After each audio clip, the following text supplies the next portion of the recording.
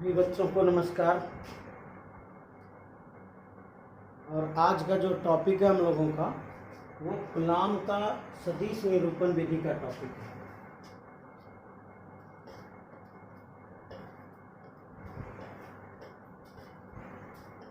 Coulomb के नियम का सदिश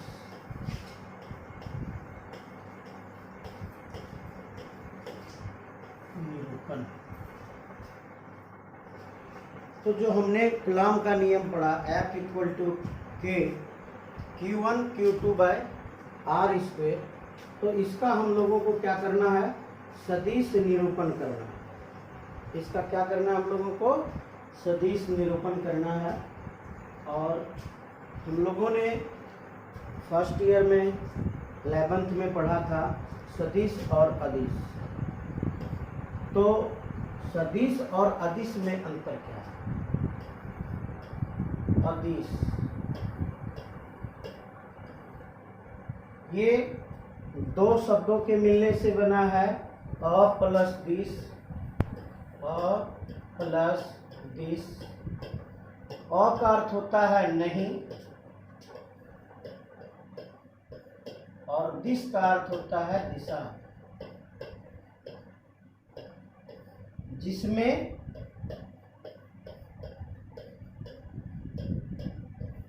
दिशा नहीं हो, जिसमें दिशा नहीं हो। क्या हो तब? सिर्फ उसमें सिर्फ परिमाण हो, सिर्फ क्या हो, परिमाण हो, तो उसे हम क्या कहते हैं, अदिश राशि कहते हैं। उसे क्या कहते हैं? उसे अदिश राशि कहते हैं। तो सदिश राशि किसे कहते हैं?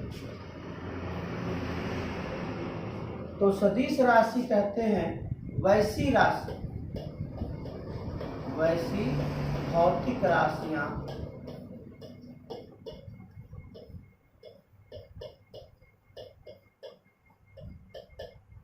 जिसमें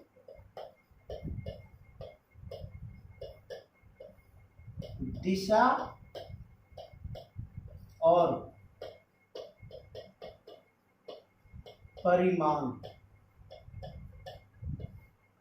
दोनों उपस्थित हैं, दोनों मौजूद हैं।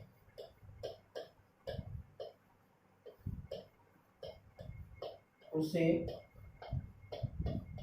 सदिश राशियां कहते हैं।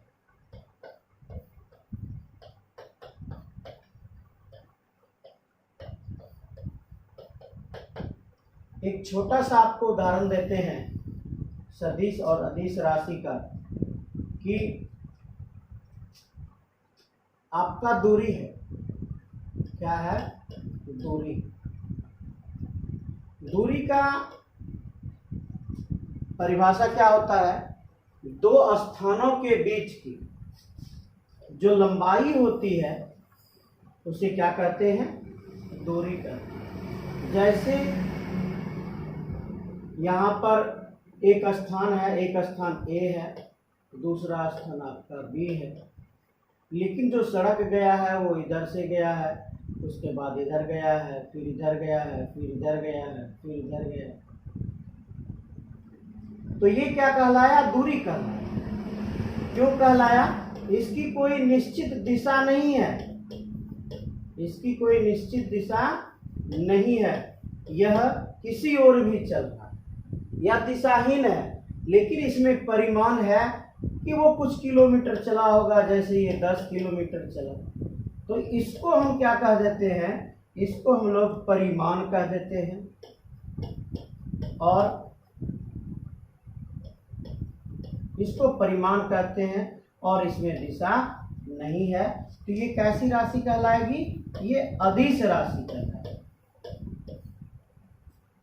लेकिन सदिश का परिभाषा है कि दो स्थानों के, सदिश बोल रहे, सॉरी, विस्थापन का परिभाषा है।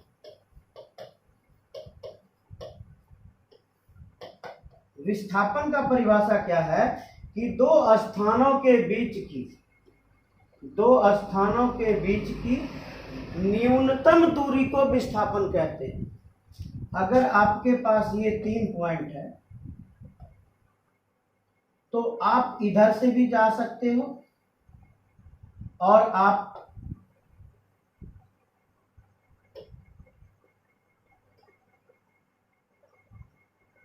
इधर से भी जा सकते हो। तो एक रास्ता आपका हो गया ए सी और एक रास्ता हो गया ए बी और सी। लेकिन दोनों में जो सबसे न्यूनतम दूरी कौन है? दोनों में सबसे न्यूनतम दूरी आपका ये है ए सी। और क्या देख रहे हैं? ए सी में दिशा भी है। यहां से ए से सी तक जिस भी हो, कोने में हो, किसी भी दिशा में, उसको क्या कहेंगे? दक्षिण पूर्व दिशा में। इसको क्या बोलेंगे? दक्षिण पूर्व दिशा में। कितना चला ये? मान लिया ये 8 किलोमीटर चला। तो इसके पास दोनों मौजूद है, इसके पास दिशा भी मौजूद है और इसके पास परिमाण भी मौजूद है। तो ऐसी राशि को क्या कहते हैं? सदिश राशि कहते हैं। और सदिश राशि को एक तीर के चिन्ह से सूचित किया जाता है। जैसे अगर पढ़ना है हमको, इसको क्या पढ़ेंगे? इसको पढ़ेंगे सदिश ए, वेक्टर ए। तो ऐसी राशियां जिसके पास परिमाण और दिशा दोनों मौजूद हो, वैसी राशियों को सदिश राशि कहते हैं। लेकिन वैसी राशियां जिसमें सिर्फ परिमाण मौजूद हो, दिशा मौजूद नहीं हो, उसे हम क्या कहेंगे? उसे हम अदिश राशि कहते हैं। और इस सदिश राशि जिसमें दिशा और परिमाण दोनों मौजूद है, इसी सदिश राशि में हम लोगों को क्या करना है? कूलाम के नियम का निरूपण करना। क्या करना है? कूलाम के नियम का निरूपण करना। तो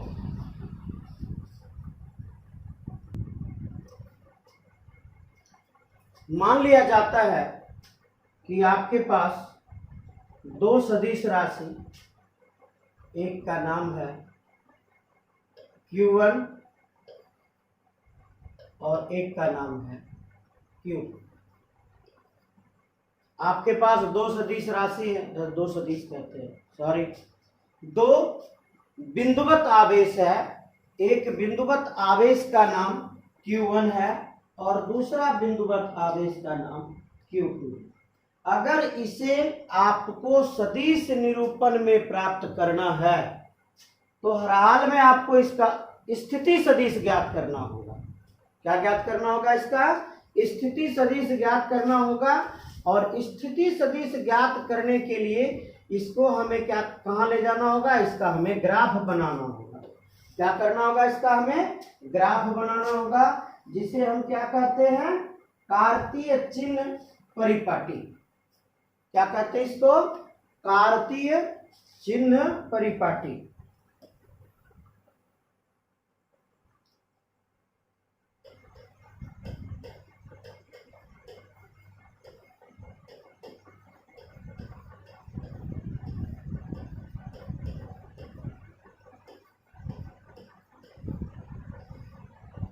तो कार्तीय चिन्ह परिपाटी कैसे इसका ज्ञात करते हैं? तो एक तरह से कहिए ग्राफीय विधि। इसके लिए हमें एक ग्राफ ड्रॉ करना है।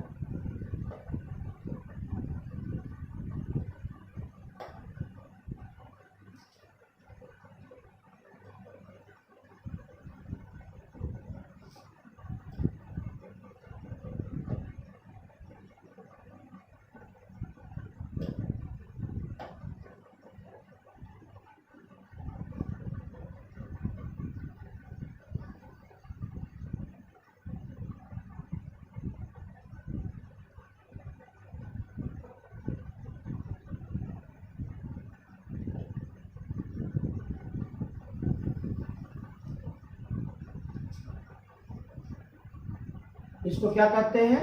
इसको कहते हैं एक्स अक्ष। इसको क्या कहते हैं, इसको कहते हैं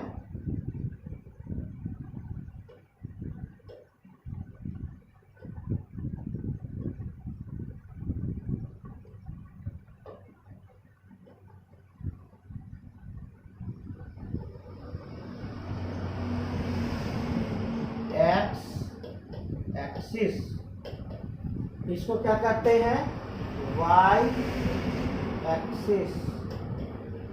यहाँ पर कौन मौजूद होता है, यहाँ पर आई कैप मौजूद होता है, जिसको हम क्या कहते हैं एकांक सदिश कहते हैं।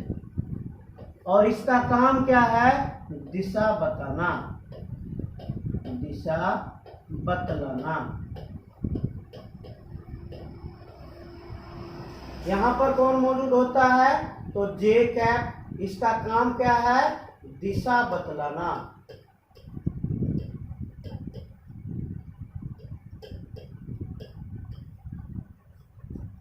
ये जो कहलाता है, ये कहलाता है एकांक सदिश। और एकांक सदिश का जो सूत्र होता है क्या होता है, A cap equal to vector A by mod vector A. किसी सदिश को उसी के मापांक से विभाजन कर देना।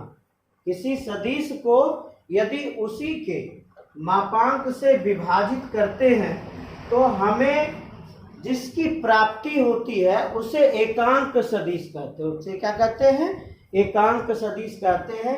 और इसी एकांक सदिश, इसी कार्तीय चिन्ह में हमें उसको व्यक्त करना है।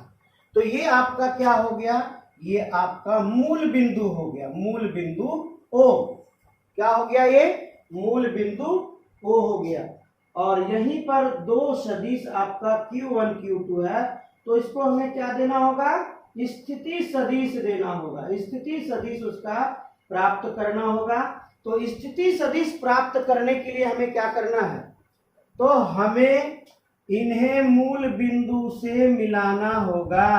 क्या करना होगा, हमें इन्हें मूल बिंदु से मिलाना होगा।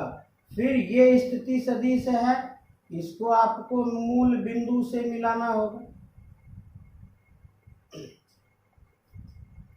तो ये जो मूल बिंदु से मिला, तो ये जो कार्तीय चिन्ह है, ये कार्तीय चिन्ह से हम लोग क्या प्राप्त करेंगे, सदिश कूलाम के नियम का सदिशीय रूप। और इसको पढ़ेंगे क्या, इसको क्या पढ़ेंगे, Q1 की स्थिति मूल बिंदु के सापेक्ष। इसे क्या पढ़ेंगे, पहले हमको इसको पढ़ना है, तो इसको पढ़ेंगे Q1 आवेश Q1, आवेश Q1 का स्थिति सदिश, लेकिन क्या, किसके सापेक्ष, मूल बिंदु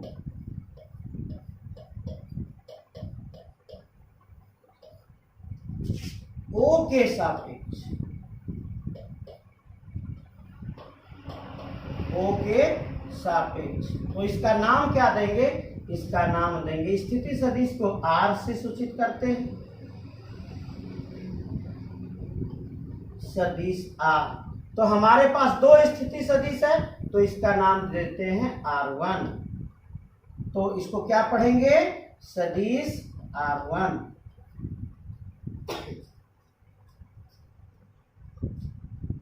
जिसका भी स्थिति सदिश प्राप्त करना हो उसको आप क्या करेंगे, मूल बिंदु के साथ जोड़ देंगे। मूल बिंदु के साथ जोड़ने से जो स्थिति सदिश की प्राप्ति होगी उसका नाम, पहला नाम क्या देंगे, R1। ये आपका R1। अगर आपको R2 को पढ़ना है तो इसका नाम क्या पड़ेगा, R2 पड़ेगा, R2। तो R2 पढ़ेगा, तो इसको कैसे लिखेंगे, ठीक इसी प्रकार लिखेंगे। कैसे लिखेंगे इसको, आवेश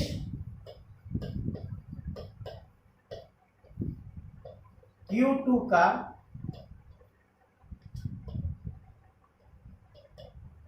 स्थिति सदिश मूल बिंदु O के सापेक्ष, इसका नाम क्या देंगे? R2 सदिश। ये आपका क्या हो गया? दो स्थिति सदिश हो गया।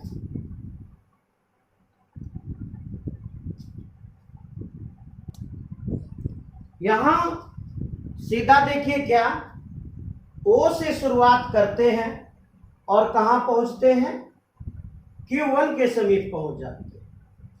O से शुरुआत करते हैं, कहां पहुंचते हैं?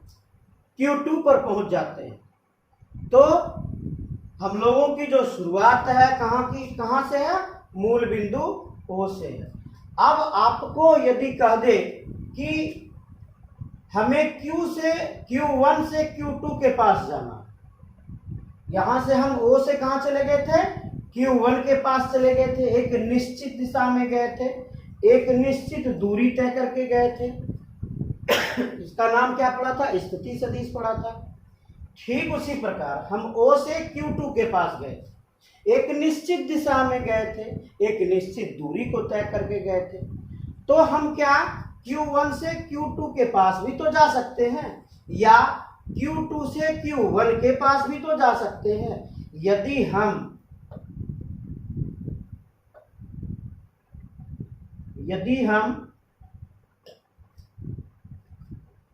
Q1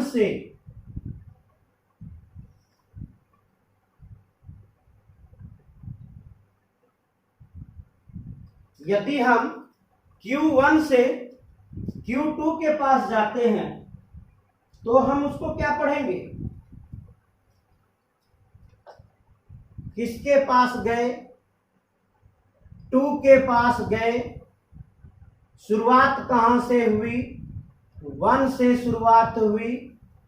क्या निकालना चाह रहे हैं? स्थिति सदिश निकालना चाह रहे हैं।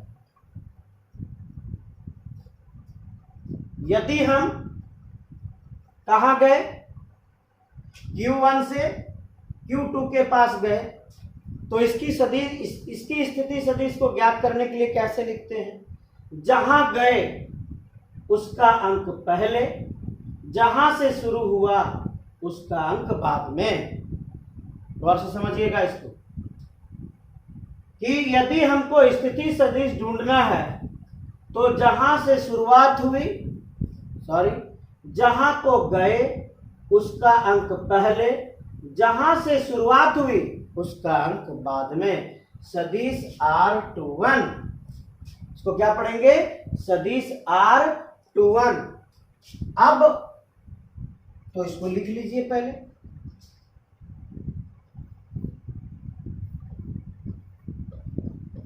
सदिश R21 को क्या पढ़ेंगे? आवेश Q2 का स्थिति सदिश। आवेश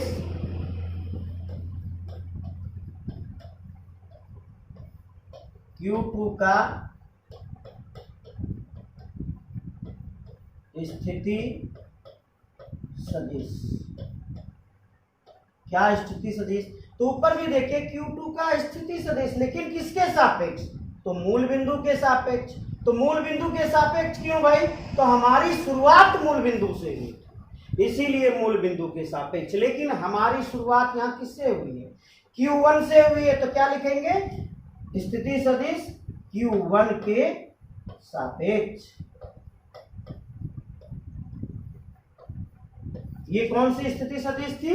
ये स्थिति सदिश थी R21। अब हम दूसरा स्थिति सदिश लेना चाह रहे हैं। क्या इसकी शुरुआत Q2 से नहीं हो सकती है? इसको दूसरे कलर से दे दे, हरे कलर से डाल देते हैं। अब क्या कह रहा है? ठीक इसके उलट दूसरा स्थिति सदिश लीजिए। थोड़ा सा अलग कर देते हैं। ये अगर इसको अलग कर दिए, हरे रंग का है ना, तो यहां भी हरे रंग को ले लेते हैं। तो ये जो हरे रंग का है, इसकी शुरुआत कहां से हुई है? इसकी शुरुआत 2 से हुई है। कहां पहुंची है? 1 पर पहुंची। तो लिखने का तरीका क्या सीखे थे?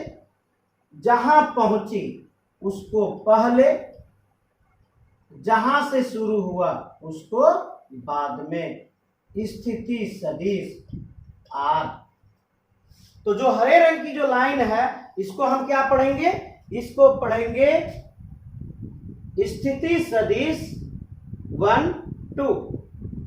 स्थिति सदिश 1 2। और अगर इसको लिखना चाहे तो कैसे लिखेंगे?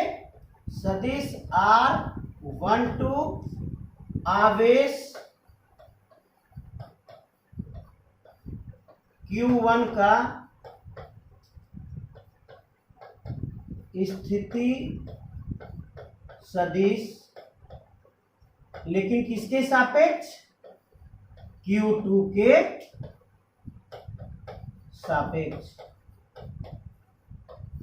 इसके नाम को ध्यान से पढ़ना है, कौन 2 1 है, कौन 1 2 होगा। इस नाम को आपको गौर से सीखना होगा, तभी आप इसको डिफाइन कर सकते हैं, अन्यथा आप इसको डिफाइन नहीं कर सकते।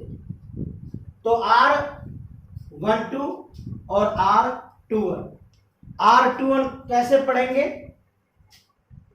जहां पहुंची है उस अंक को पहले, जहां से शुरू हुआ है उस अंक को बाद में। R12 को कैसे लिखे? देखिए इसकी शुरुआत कहां है? Q2 से है, और पहुंचा कहां है? 1 के पास पहुंचा है। तो जहां पहुंचा वो पहले, जहां से शुरू हुआ बाद में। स्थिति सदिश R1 2, स्थिति सदिश R2 1। इस तरह से इसको हम पढ़ेंगे। ये हुआ आपका पढ़ने का तरीका। इसके बाद आपने क्या देखा कि हमने जो आई कैप लिखा था और जे कैप लिखा था, इसका काम क्या था? यह एकांक सदिश था। ये कौन था? कैप जब लगा देते हैं तो क्या पढ़ते हैं? इसको एकांक सदिश पढ़ते हैं। जब इसमें कैप लगा देते हैं तो क्या पढ़ते हैं? इसको एकांक सदिश पढ़ते हैं। तो अगर हम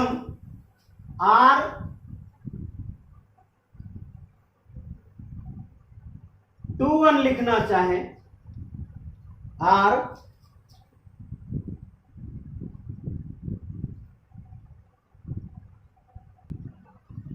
तो बोले कि यदि हम यहां पर R21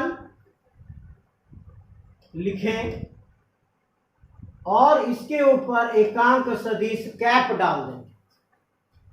R21 लिखें और इसके ऊपर एकांक सदिश कैप डाल दें। R21 लिखें और इसके ऊपर कैप डाल दें, तो इसको क्या पढ़ेंगे? स्थिति सदिश R21 कैप। तो ये क्या कहलाएगा? सदिश R21 का एकांक सदिश।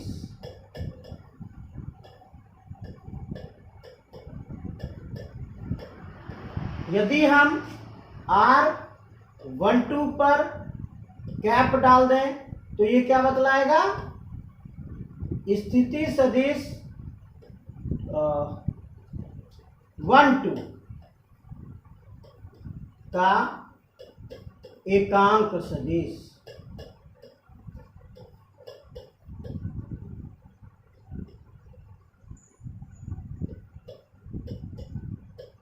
और एकांक सदिश का काम क्या है? एकांक सदिश का काम है सिर्फ दिशा को बतलाना। हमेशा यह किसको बतलाता है? दिशा को बतलाता है। और यदि हमें किसी की दिशा की प्राप्ति करनी है, परिमाण की प्राप्ति नहीं करनी है, तो हम उसको क्या करेंगे, कैप डाल देंगे। जैसे कि सदिश ए है, तो इस सदिश में दो चीज मौजूद है। कौन कौन मौजूद है? परिमाण मौजूद है और दिशा मौजूद है। अब हमें सिर्फ इसके दिशा की पता करनी है, तो हम क्या इसके बदले में लिखेंगे, एकांक सदिश ए या ए कैप। क्या पढ़ेंगे इसको, ए कैप। जैसे इसको ए कैप लिखेंगे, यह सिर्फ दिशा को बतलाएगा, यह परिमाण को नहीं बतलाएगा। ये काम है किसका, एकांक सदिश का काम है। ये काम किसका है, ये एकांक सदिश का। अर्थात एकांक सदिश का कार्य क्या है, सिर्फ दिशा को बतलाना, परिमाण को नहीं बतलाना। यदि किसी सदिश का दिशा प्राप्त करनी हो तो उसे एकांक सदिश में बदल दीजिए, ए कैप डाल दीजिए, वो क्या हो जाएगा, वो दिशा को बतलाना शुरू कर देगा। एक पॉइंट इससे आगे चले।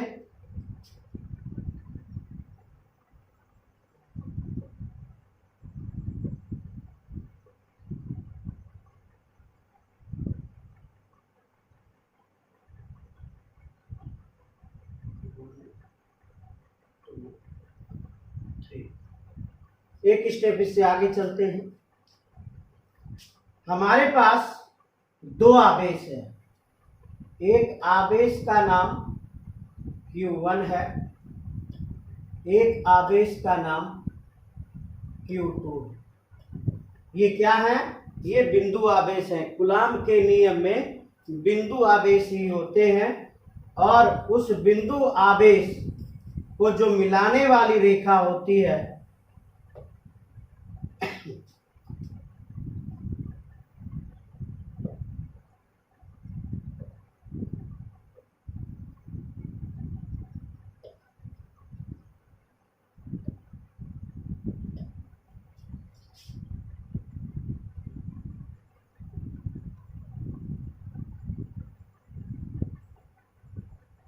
ये दोनों आवेशों को मिलाने वाली रेखा है। एक का नाम Q1 है, आवेश बिंदु आवेश Q1 है, Q2 है। इसको मिलाने वाली रेखा ये है। इनके बीच की दूरी R है।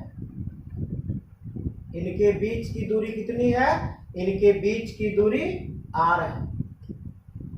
चलो, तो आकर्षण होगा या विकर्षण होगा, यह निर्भर क्या किस पर करता है, आवेश के चिन्ह पर निर्भर करता है कि कौन प्लस है, कौन माइनस है, या कौन प्लस ही है।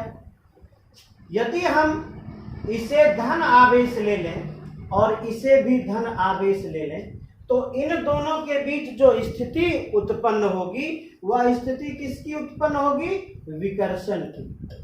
वह किसकी स्थिति उत्पन्न होगी, विकर्षण की। क्यों, क्योंकि लाइक चार्जेज है, समान आवेश है। Like charges repel each other. समान आवेश एक दूसरे को विकर्षित करता है, प्रतिकर्षित करता है। अगर इसमें विकर्षण होता है तो विकर्षण कैसे होगा, तो क्या करेगा, आवेश Q2 आवेश Q1 पर बल लगाएगा। आवेश Q2 किस पर बल लगाएगा,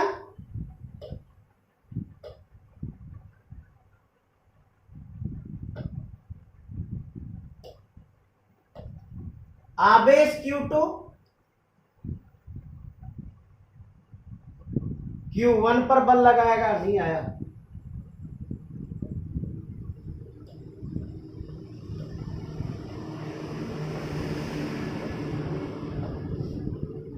आवेश Q2 किस पर बल लगाएगा, तो Q1 पर बल लगाएगा।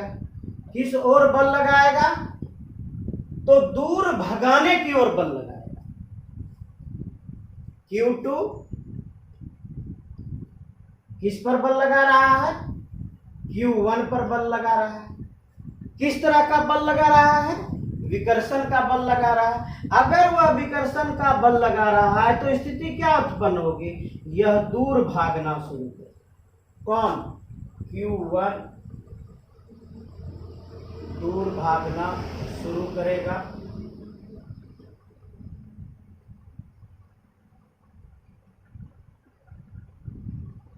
Q1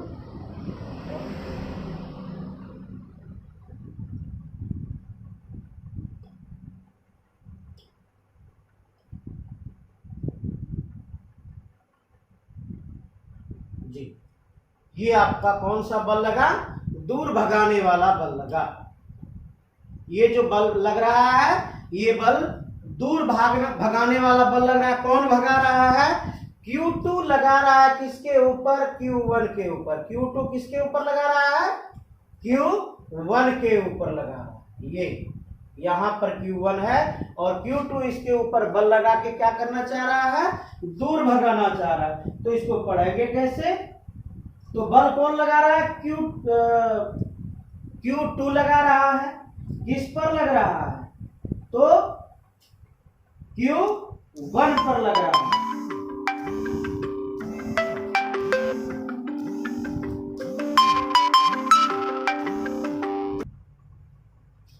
तो इसका नाम क्या पड़ेगा, सदिश F12। तो सदिश F12 क्या हुआ, सदिश F12 इसको पढ़ेंगे क्या, Q2 के द्वारा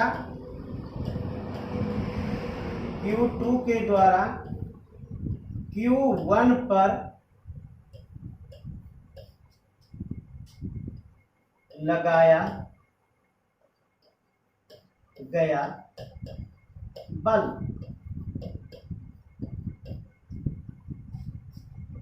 Q2 के द्वारा Q1 पर लगाया गया बल को क्या पढ़ेंगे, सदिश F12। अब दूसरा भी तो बल लग रहा है, किस ओर से किस ओर लग रहा है वो देखें। Q1 भी तो Q2 की ओर बल लगाएगा इधर। अगर Q1 भी Q2 पर बल लगाएगा किस ओर, विकर्षण करने की ओर, तो Q2 दूर भागेगा। Q2 क्या होगा, यह इस ओर भागेगा।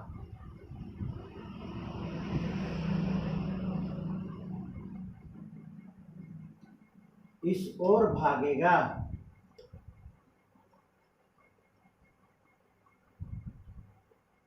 आइए, अगर यह इस ओर भागता है तो इसको क्या लिखेंगे, इसका नाम क्या होगा, सदिश F21। तो सदिश F21 को क्या पढ़ेंगे, Q1 के द्वारा Q2 पर लगाया गया बल। और दोनों ही बल क्या है, दोनों ही बल विकर्षण की स्थिति को उत्पन्न कर रहा है। ये दोनों बल किसकी स्थिति को उत्पन्न कर रहा है, ये दोनों बल विकर्षण की स्थिति को उत्पन्न कर रहा है। अगर इस चीज को आप समझ गए तो इस चीज को हम यहां भी तो अप्लाई कर सकते हैं ना, इस पर भी तो अप्लाई कर सकते हैं। आप स्थिति सदिश क्या निकाले, R21। स्थिति सदिश क्या निकाले, R12। तो R21 पर जब यदि ये धन आवेश है और ये भी धन आवेश है,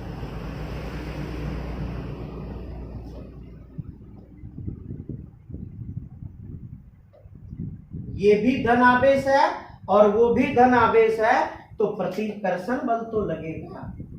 एक प्रतिकर्षण बल इस ओर लगेगा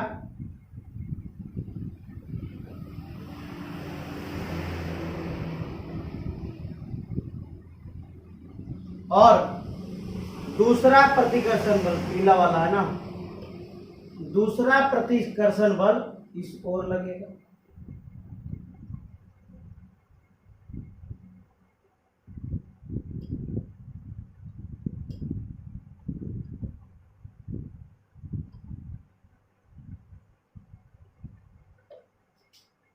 ठीक है।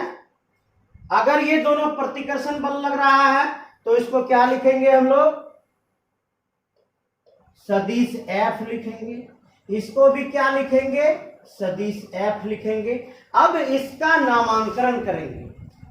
ये बल जो लग रहा है Q2 के कारण Q1 पर लग रहा है, हरा वाला Q2 के कारण Q1 पर लग रहा है। देखें Q2 के कारण Q1 पर लग रहा है, इसको क्या पढ़ेंगे, सदिश F12। क्या पढ़ेंगे इसको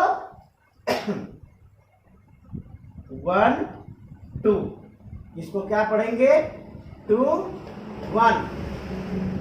बस नामांकन आप शुद्ध ढंग से कर दीजिएगा, आपका क्वेश्चन सॉल्व हो जाएगा। नामांकन सही ढंग से करना है। अब यहां से हो गया सॉल्व। अब आपको यदि कूलाम बल निकालना है, सदिश F C equal to K Q1 Q2 by R square. ये आपका सूत्र था, लेकिन उसमें क्या था, आपके पास सदिश निरूपण नहीं था।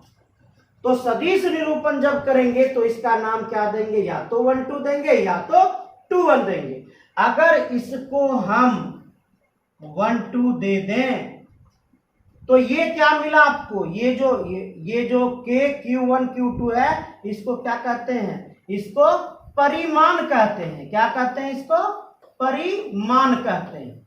अगर परिमाण है और हम इसका सदिश निरूपण कर रहे हैं तो हमें इसके साथ क्या देना होगा, देखिए इसके साथ, हाँ यहाँ परिमाण है और इसको इसके साथ दिशा देना होगा।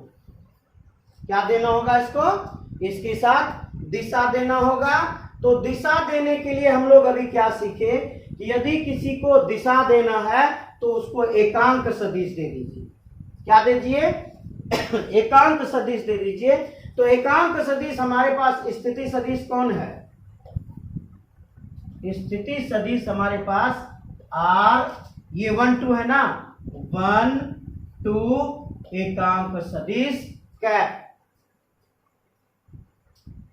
ये आपका F12 का हो गया।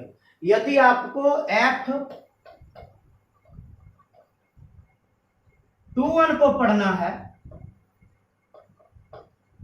तो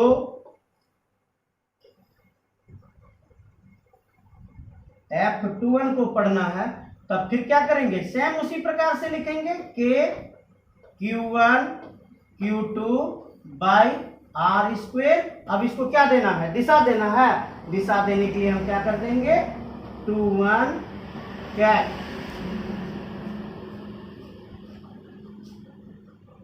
ये परिमाण है और ये दिशा है। परिमाण गुना दिशा बराबर सदिश राशि, परिमाण गुना दिशा बराबर सदिश राशि। तो दिशा हमारे पास एकांक सदिश है, परिमाण हमारे पास K Q1 Q2 by R square है। दोनों का जब मल्टीप्लिकेशन हुआ तो क्या मिला आपको, कूलाम का सदिश निरूपण विधि मिला। क्या मिला आपको, कूलाम का सदिश निरूपण विधि मिला। जब इन दोनों एकांक सदिश को देखते हैं तो हम क्या पाते हैं, अगले पेज में आ जाते हैं। इस एकांक सदिश को देखते हैं तो हम क्या पाते हैं, R12 R21, लेकिन दोनों की दिशा, और यहां है भी देखिए, इसकी दिशा और इसकी दिशा, दोनों की दिशा विपरीत है क्योंकि विकर्षण हो रहा था। विपरीत को दिखाने के लिए हमको क्या करना होगा, इसके आगे में माइनस का चिन्ह डालना होगा। क्या करना होगा, इसके आगे में माइनस का चिन्ह डालना होगा, यानी R12 के जगह पर हम माइनस R21 भी लिख सकते हैं। तो देखें, सदिश F12 equal to K Q1 Q2 by R square. यहां क्या था हमारे पास, वेक्टर R12, इसके जगह पे हम क्या लिख सकते हैं, इसके जगह पे हम लिख सकते हैं माइनस सदिश R21। अगर माइनस के चिन्ह को हम आगे ले लेते हैं 1 2 equal to K Q1 Q2 by R square into R21। तो ये देखिए ये किसका सूत्र है, ये किसका सूत्र है, तो ये FC21 का सूत्र है। किसका सूत्र है, ये FC21 का सूत्र है। 1 2 इक्वल टू माइनस बचा 2 1, और मतलब दोनों एक दूसरे के विपरीत दिशा में लगेंगे। तो आप देखिए क्या यह न्यूटन का तीसरा नियम है, या किसको निरूपित कर रहा है, यह न्यूटन के तीसरे नियम को निरूपित करता है सदिशीय रूप में। तो हम यहां लिख सकते हैं क्या, कूलाम का नियम, कूलाम का नियम न्यूटन के बल के तृतीय नियम को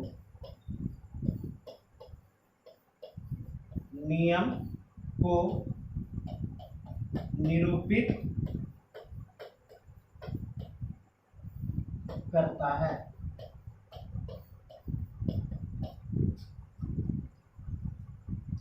ये आपका था कूलाम का नियम का सदिशीय निरूपण। That's it. धन्यवाद।